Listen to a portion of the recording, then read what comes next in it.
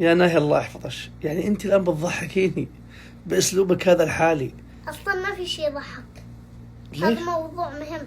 موضوع مهم. أصلا كلها تفاهة اللي بتضحك. ما في شيء يضحك. طيب أنا إيش سويت بك الآن؟ إيش بنفسك؟ فهمي يلا، أنا أسمعك. نفسي. أيوه اسمع ها يلا. تخرج زوجتك من قلبك وتدخلني أنا قلبك. كيف يعني خرجها من قلبي؟ خرجها من قلبك وأنا دخلني قلبك. طيب إذا مثلا زوجتي ما خرجتش من قلبي إيش بتسوي يعني؟ تطلع. لحظة نتفاهم. طيب يلا فكر.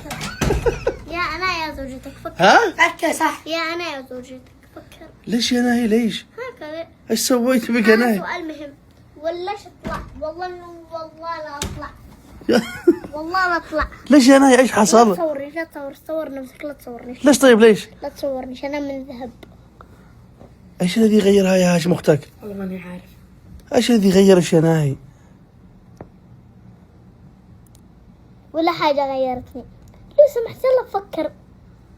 يعني نبي نحكي بأسلوب محترم لو سمحت. يعني ما عاد أقول لك.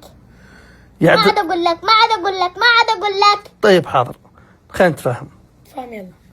يعني الآن إذا ما اديت الحل. أنا قد اديت الحل. طيب حاضر. اختار أنا ولا زوجتك. ما بتسمعنيش. لا هذا يا ناهي هذا اختيار صعب. اختار ولاش اطلع. لحظة حاضر خلاص طيب حاضر.